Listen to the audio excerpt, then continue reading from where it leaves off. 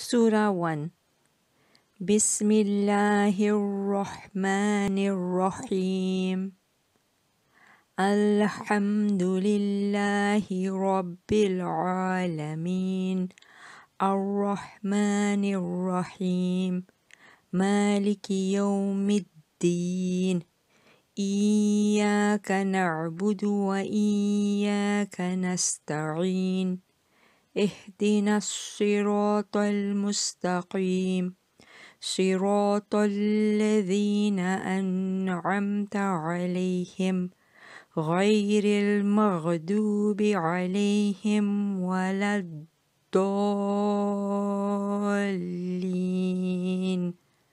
Sadaqallahul azim.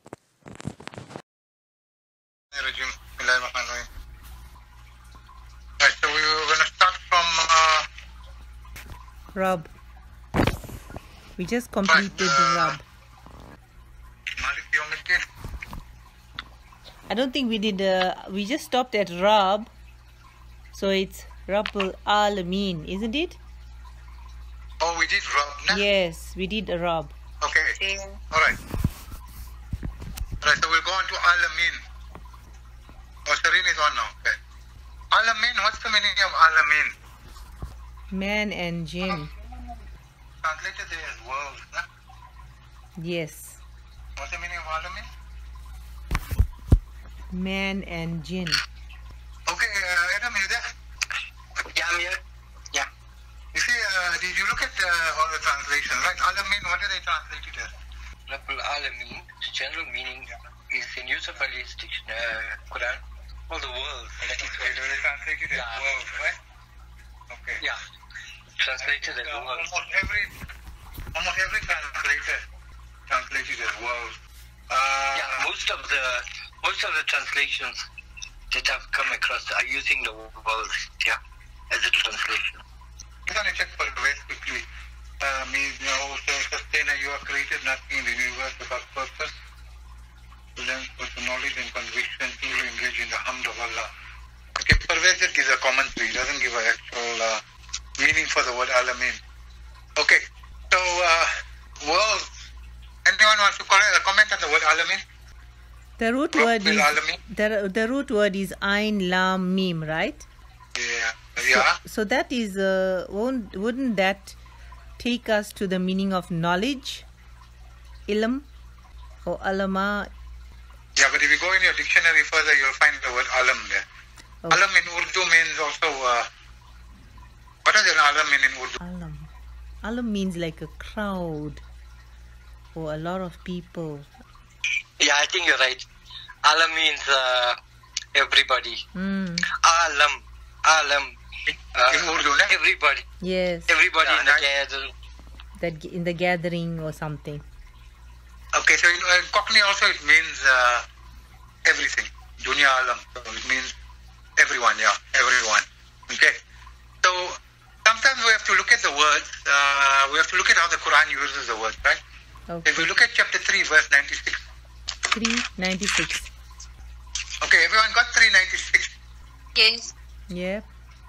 Okay, it says there, Inna awwala baytin, sanctuary appointed for linnas, for mankind, alladhina bi Bakkatan mubarakan, wa hudan, right, look at the last line there, wa hudan, a guidance, lil alamin. What is the alamin there? Oh yes, for all the people. Okay, so it can't be for the world. Got it?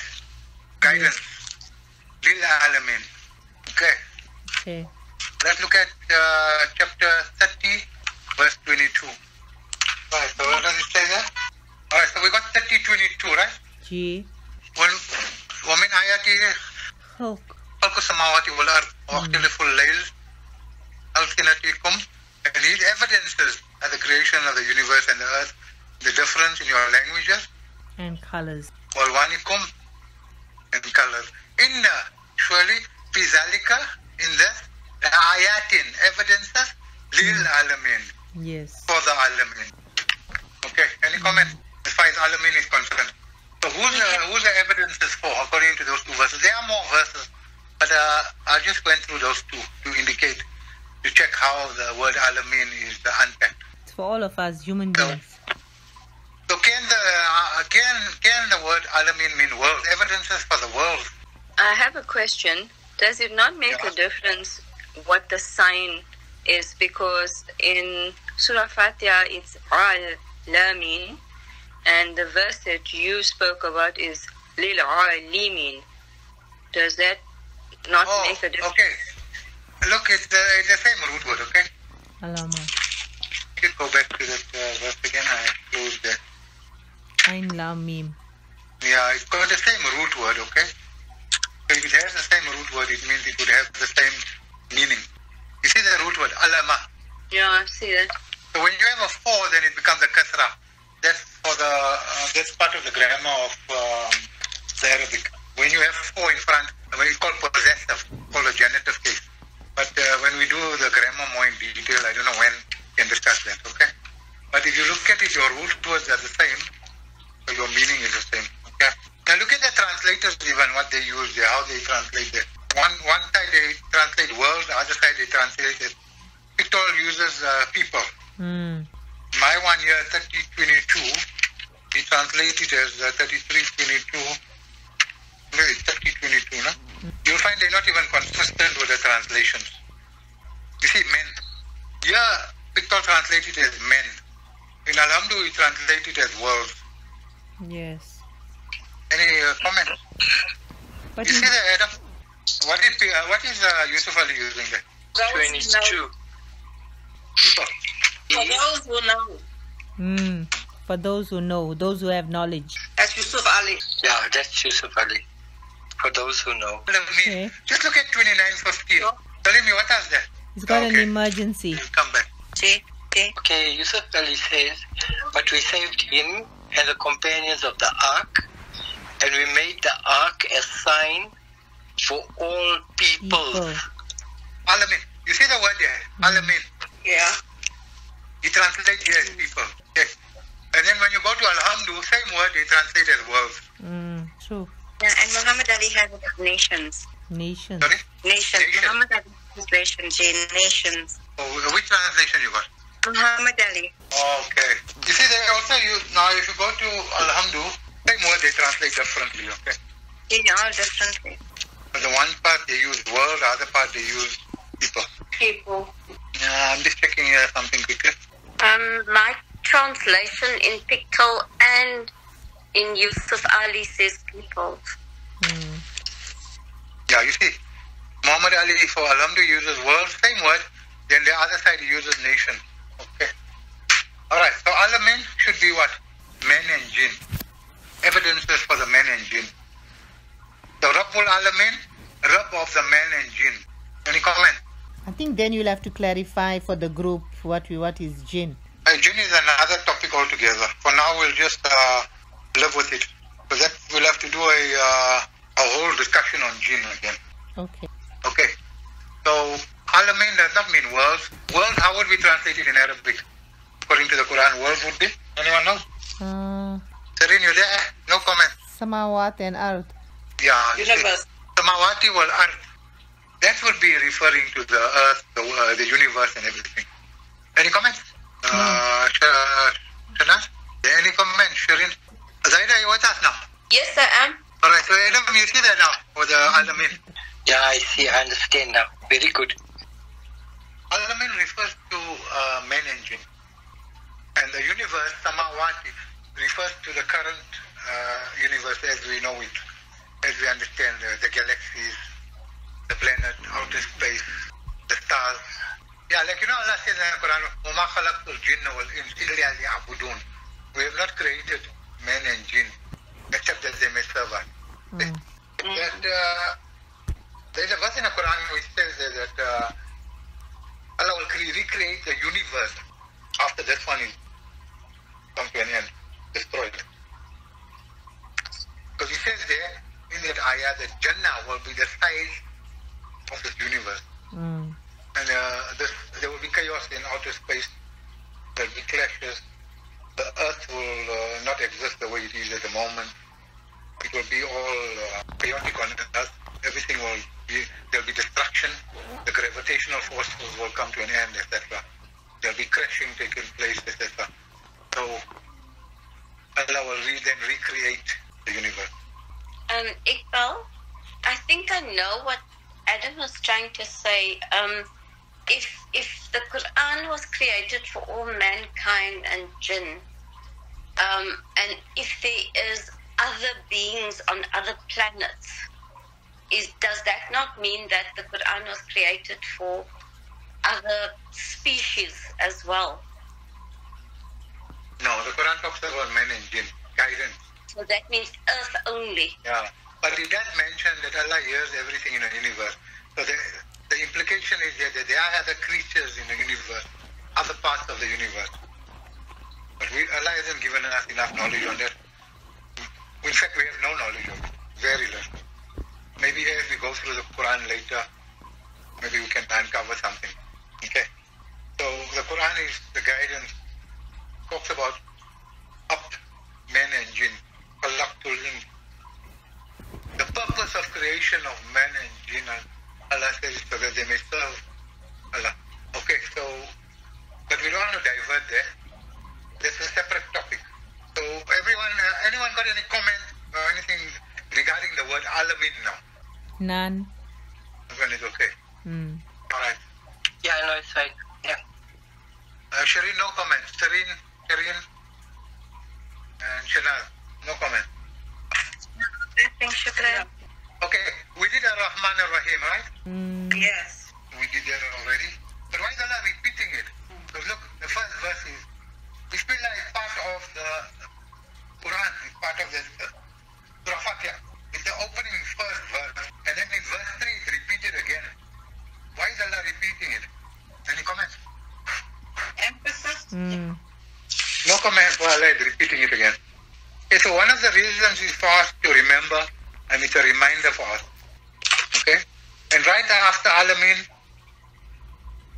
before Allah talks about Alamin, Allah mentioned Bismillahir Rahmanir Rahim. After Allah talks about Alamin, Allah repeats it again. So it's a reminder for us as human beings that Allah is Ar-Rahman and Ar-Rahim. Okay? So that we got to always bear in mind. Any comment? So that means we must remember that one of the qualities of Allah, attributes of Allah. Ar-Rahman, Ar-Rahim, two of the attributes of Allah, two of the qualities of Allah. Okay? Sorry, I just want to comment.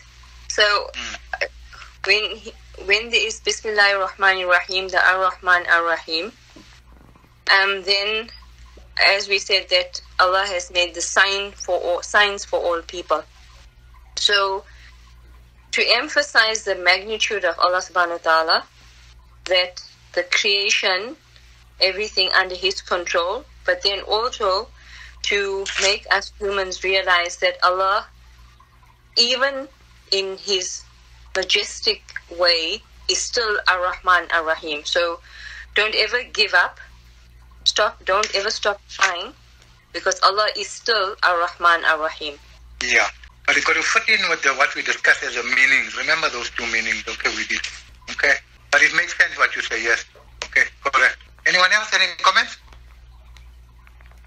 Alright, so we move on to verse 4 now. Malik. What's the meaning of Malik? Maliki Yawmiddin. Malik? Master. Yeah. Master. And? Owner. Yom is a period or a day. Right. Did you look at Malik, the meaning of Malik, Shanaz? You got a dictionary in front of you? Gee, I have. Okay, can you check up Malik? So you can see for yourself what it says there. So you go to Mim, Lam, and Kaf. Adam, you got Parvez in front of you. Adam, you got on your computer? Yeah, I got so many things opened up. No, I didn't open it. It's fine, it's okay. Alright, you can look at it later, right? I'm going to check my Parvez here now. You can have a look at it later. Yeah, I'll look at it. Okay. We're looking at the word Malik. Okay. We're not looking at the Urdu word, because Urdu it also means Malik, means king, am I right? Yeah, that's correct. Okay, so Shanaz, when you have it fast, you can read it out for us. Okay, so it says to take in possession, take over, acquire, seize, lay hands, and then they've got Malik or Mulk, rule, reign, supreme authority, dominion, domination, dominance, power, and then they've got I think there's a plural for Malik, property, possession, goods, wealth, estate, and then Malik again, king, sovereign, monarch. So there's well, I don't know how whether they're verbs or adjectives or whatever, but there's 3 different times that the mim, lam, kaf appear. The last one that says king, sovereign, monarch. Okay, right. You see, everyone, you notice now there's a lot of meanings there. Yes. Right. Yeah, I see. So which meaning we're going to use now? Supreme authority. What else? Okay. And this, before we go there, I'll just look at Parvez quickly, right? Mulk, to have the capacity, to have the power, to dominate, overpowering, okay? Okay, so the basic one it means that Allah has complete right and authority. So he says here to have authority, complete right, authority, dominance, power. Okay, everyone got it. We'll come to Shanaz now. Everyone got it, right? Authority, power. Yes. Are we all listening? Yeah. Everyone is with. Okay. Yes. Right, authority, power, dominance, right? So we got the right, authority, power, dominance, right? Okay, now let's go again from the top, slowly. Okay, so the first one. Right, go to Malaka, right? Yeah, where you start, where the word starts. Now that's your root word, right? G. Okay. So it's to take in possession, take over, acquire, seize, lay hands on, possess, take possession, take hold, to possess, own, have, be the owner. Okay. Now go down in a dictionary. Oh, okay. Now go down in a dictionary, you'll find the word Malik itself. Somewhere there. You see?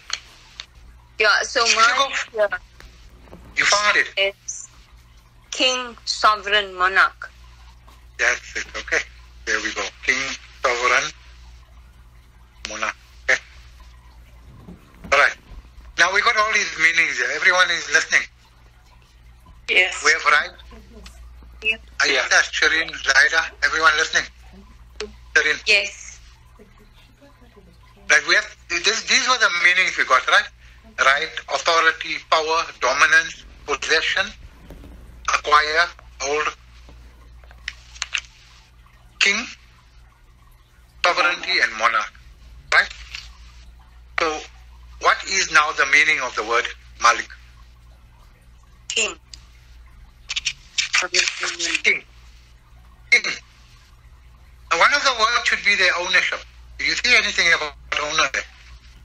Owner. Is anything on owner there? Owner. Yes. Yeah, she did say. Yeah, there is to possess, Possess. control, to be master, Yes. exercise power or authority. Right. Now you look at all those meanings there. So what's the meaning of, what will we understand now the meaning of Malik? Anyone wants to comment? What's the meaning of Malik when we say Malik? To have complete control. Anyone else? Is that all? Supreme authority. Yeah. Anything else? Ultimate power. Or ultimate authority. Okay. Anyone else? Any comment? Or any more comments?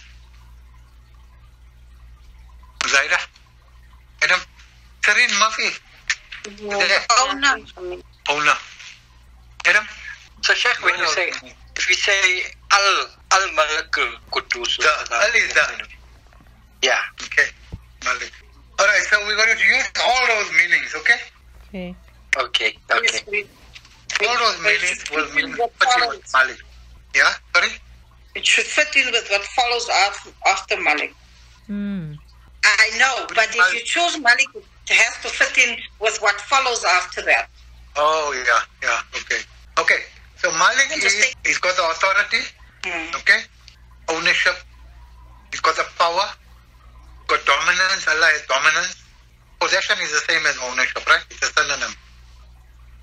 Allah is the king, he's the sovereign, okay? So that means Allah has those qualities. He's a Malik. Yom. Yom is your period. Yom could be anything between a second or billions of years. Allah is referring to the Yomi Deen.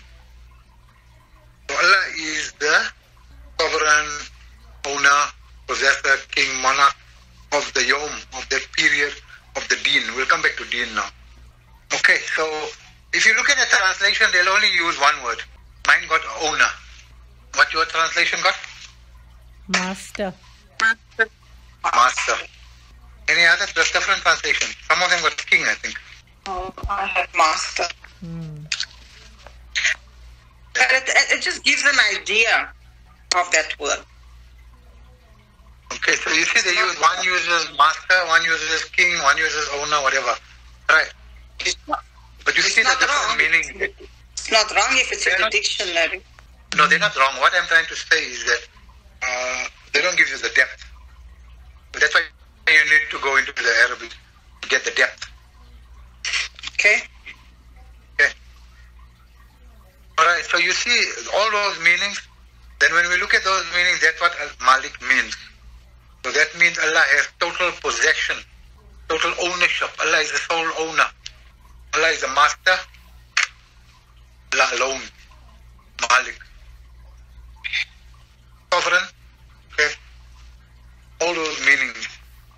So Allah alone has those qualities. So when we think of Malik and when we read Malik, that is what we should understand by the word Malik. Okay. And sole authority. Allah alone has the authority. Right, any comments on Malik? No. Should be okay. No, I'm clear. Thanks for the clarity. Now Allah is talking about Yomi Deen. The period of the Deen. What is that now, the Deen? What is the meaning of Deen? Laws of Allah. What they translate as judgment, right? My translation got judgment. Yeah, judgment. The day of judgment. Okay. The root So I'm word, going to give you the... Sorry? I say the root word is dal, ya, noon. You can check it out so long, Shanas. Yeah, okay. I'm going to read Parvez yes along. This Arabic word has been used in various forms and meanings. Example, power, supremacy, ascendancy, sovereignty, lordship, dominion, law, constitution, mastery, government, realm, decision, definite outcome, reward and punishment. On the other hand, this word is also used in the sense of obedience, submissions, allegiance. Deen also means a repetitive habit. So rain which always falls at a particular place is called deen. A deen is to surrender before that supreme authority who provides nourishment to the entire universe and lays down the law and code. In Surah 2 verse 131. At another place it is called Islam. Verse 156-86 mentions about the people who are not under any command and authority. Ghayr ad-Deen. In verse 1276, Deen al-Malik is mentioned, law of the king. Deen Allah is mentioned 24:2 as law of Allah. However, in verse 24-25, it is mentioned in the sense of reward and punishment.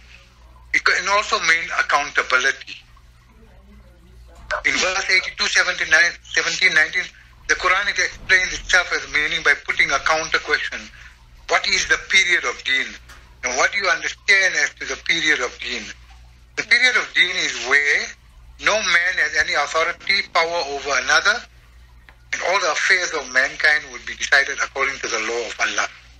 It refers to the period or stage of history when mankind would lead their lives according to the law of Allah, their own free will.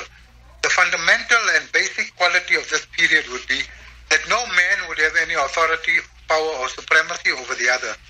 Supremacy, authority, and power would only be with the laws of Allah. That is the meaning of Malki Yawmiddin.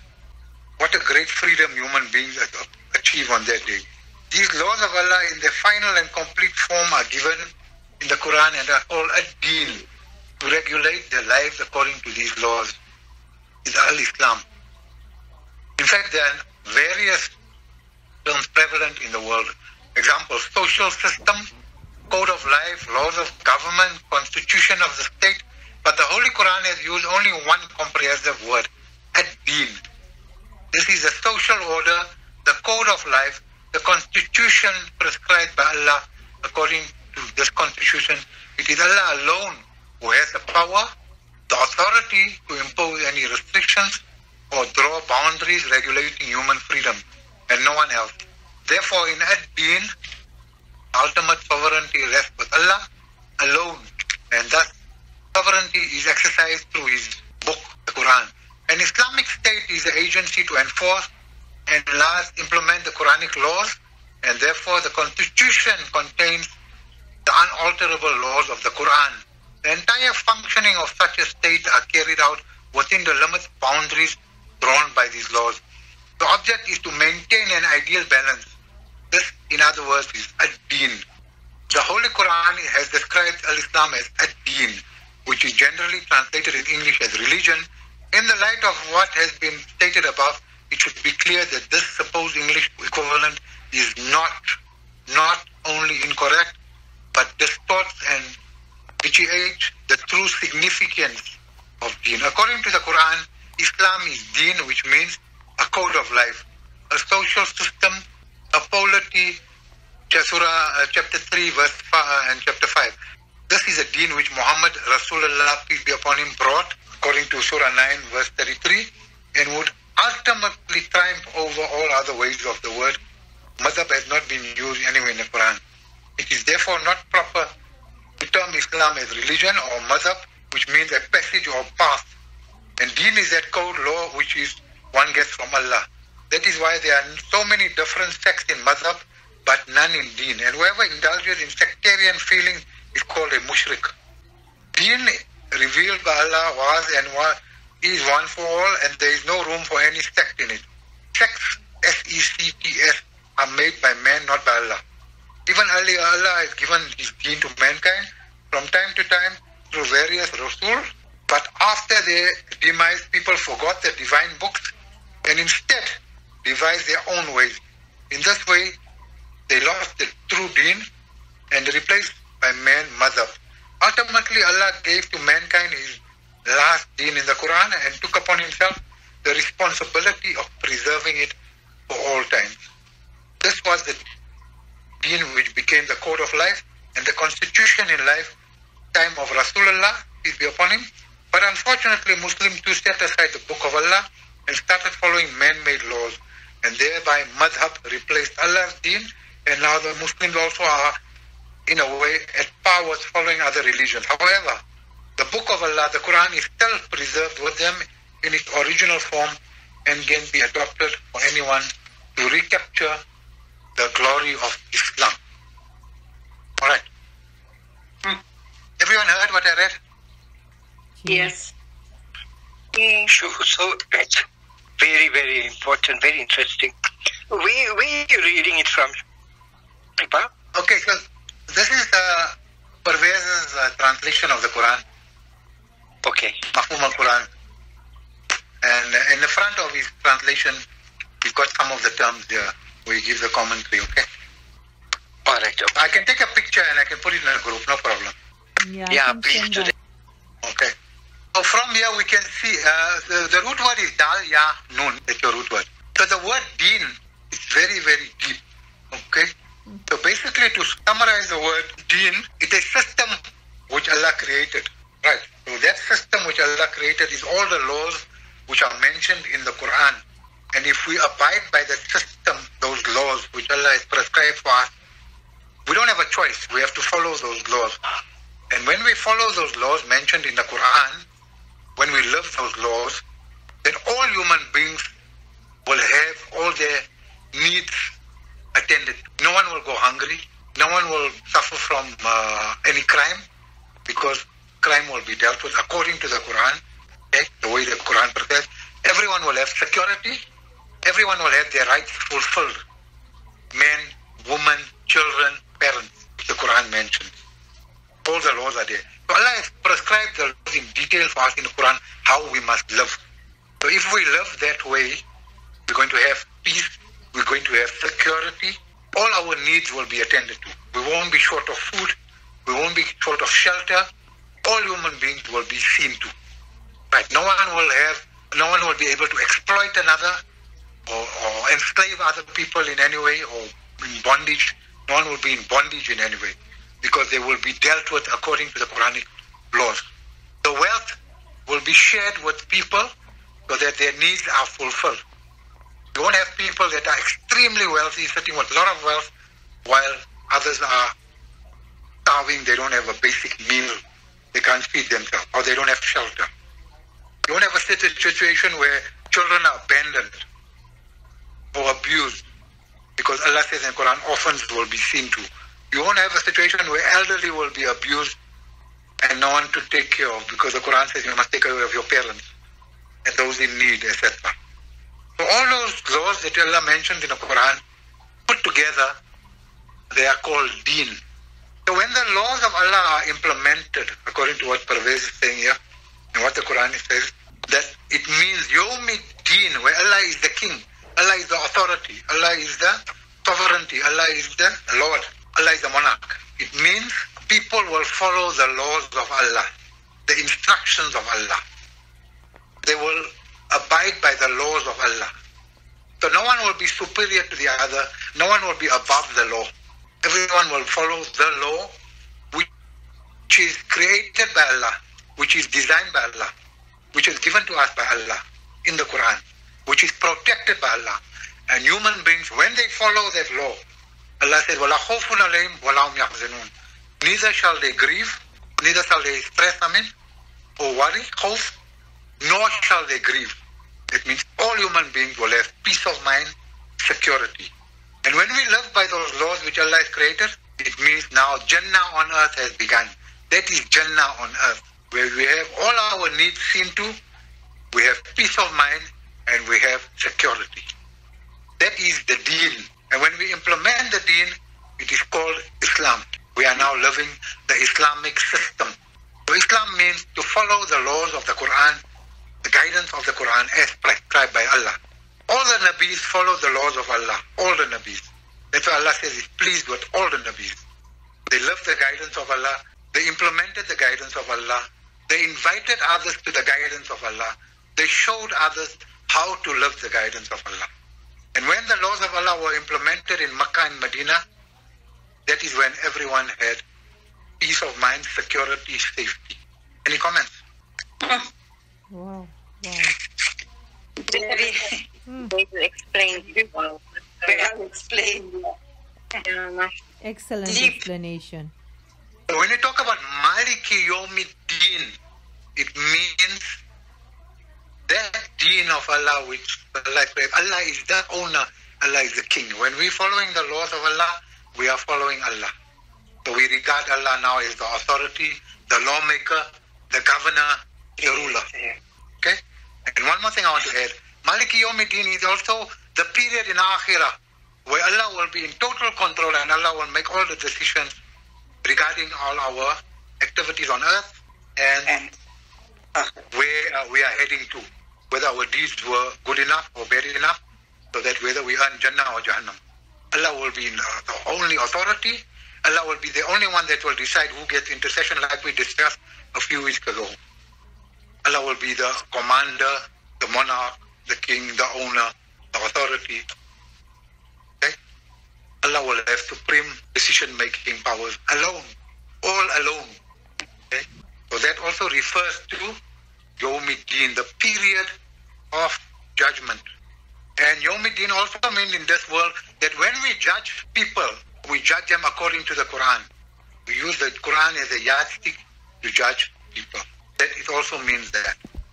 So put together what I said, all that was mentioned, I read off from you from Parvez, what I mentioned, and what I summarized.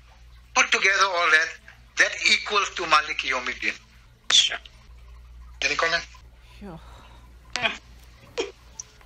A lot to remember. Adam, any comment? Sheikh, no, you put it very well, very, very well across. It's the meaning is too broad. I mean, there's so much of thinking that we have to just put into these few words that you spoke about. Just Maliki Yawmiddin. It's quite intense. The thing is... You know that finish, I'll make a comment. Yeah, continue. The thing is, we've all got a very shallow understanding. And like how you're doing it, going into detail, it will definitely broaden our scope of understanding Quran. So, yeah, it's excellent. Okay, anyone else? I just want to add something quickly before anyone comments. You know, in the verse in the Quran where Allah says that if the oceans were ink, and you had to add 7 more oceans, you would not be able to exhaust the words of Allah. Oh, wow. Yeah, if all the trees were... The trees were pens, that's it, yeah, and the oceans were ink, right? So, if we take the Quran, no matter how much we write on the Quran, we can never say it's complete. Surah 1. Bismillahirrahmanirrahim. Alhamdulillahi Rabbil Alameen. Ar-Rahmanir-Rahim. Maliki Yawmiddin. إياك نعبد وإياك نستعين اهدنا الصراط المستقيم صراط الذين أنعمت عليهم غير المغضوب عليهم ولا الضالين